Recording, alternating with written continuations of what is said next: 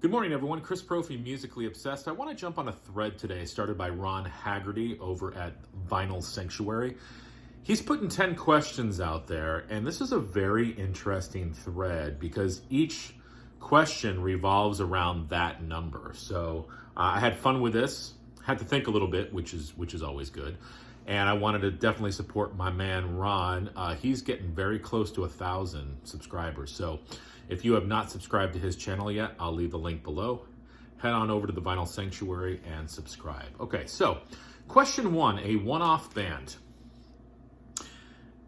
This is a band called Minute Flag, and it was a one-off collaboration between the Minutemen and Black Flag, hence Minute Flag. This is an EP, and you can see all the members there.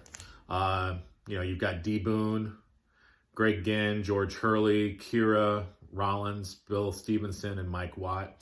So members of Flag and members of the Minutemen. A lot of people don't like this album.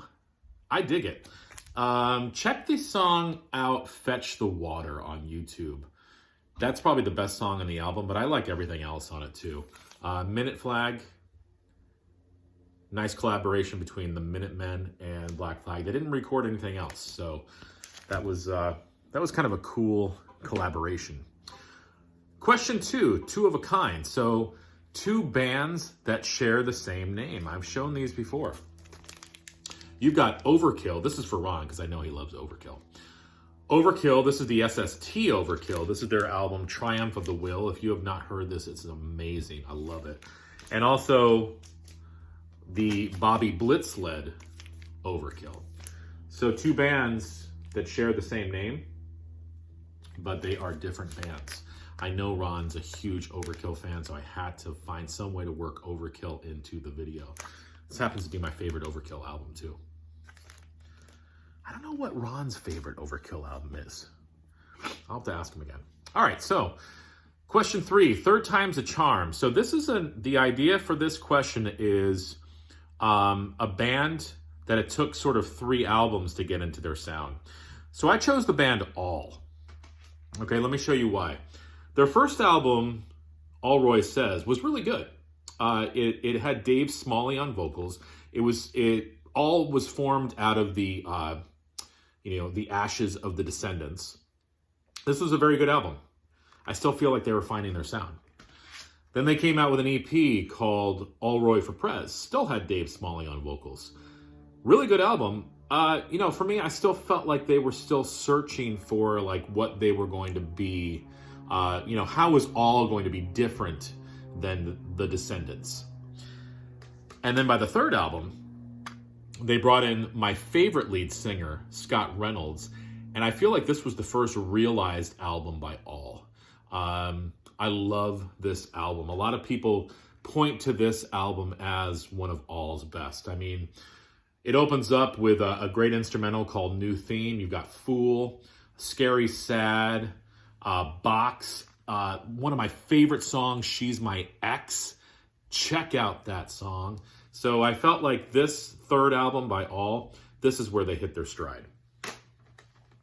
All right, question 4. An artist that had 4 great albums in a row. Well, I picked Porter Wagoner. I mean, Porter Wagoner has had so many great albums in a row, but he's definitely had 4 in a row. This is his box set. I've shown this before. And the albums I'm choosing, 1967's The Cold Hard Facts of Life, concept record. 1968, The Bottom of the Bottle, another concept record. A lot of these are concept records by Porter Wagoner. 69, he came out with a Carroll County Accident.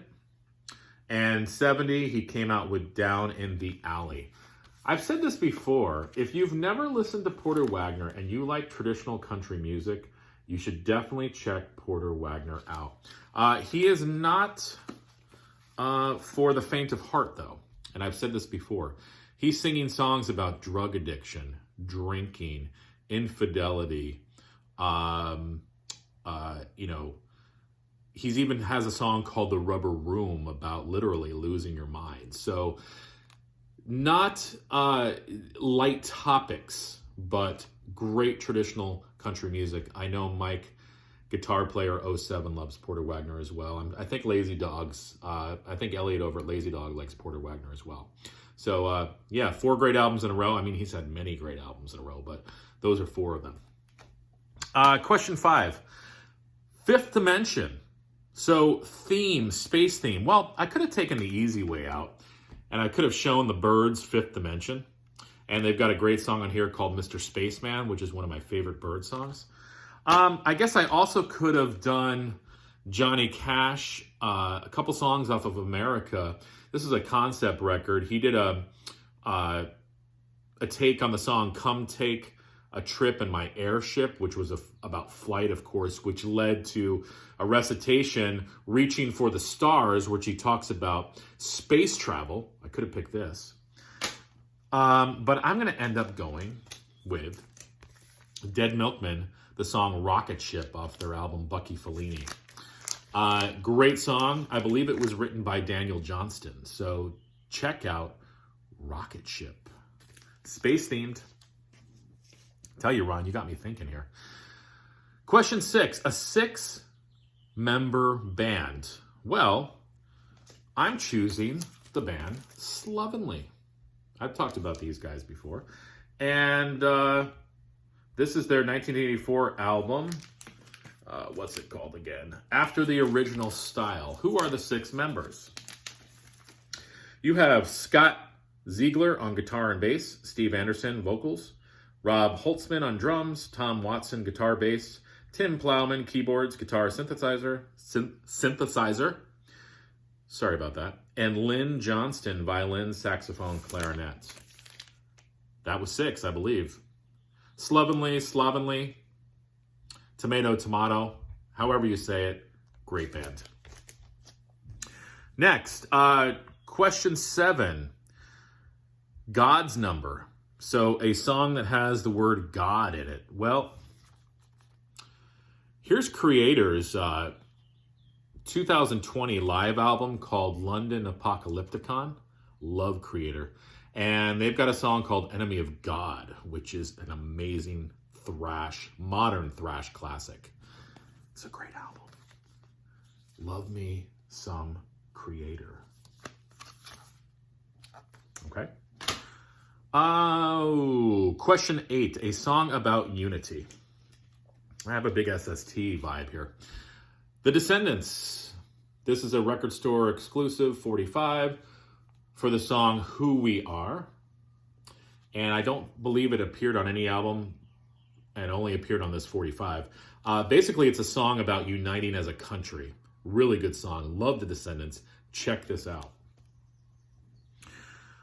Question 9. Last album to feature a member. Well, I'm going with Europe.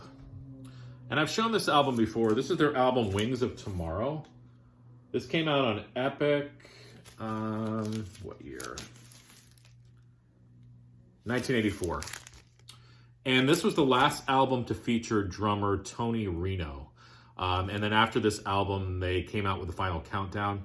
I don't remember what the drummer's name is, but it was not Tony Reno. So this was the last album to feature Tony Reno on drums. Great album, by the way. And question 10, X Factor. A song with the letter X in it. I mean, I guess I really could have taken the easy way out and chosen Iron Maiden's X Factor album. But I'm going with Voivod, the album Nothing Face. This is from '89. They've got a song called X-Ray Mirror.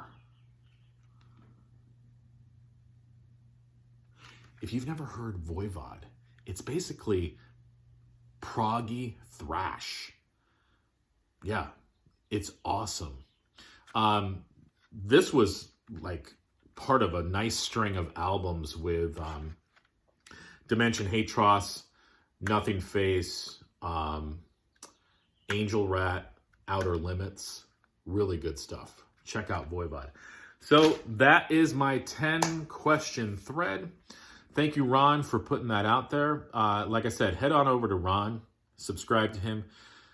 You're going to love being in his vinyl sanctuary. That guy has got a crap load of albums. Wow.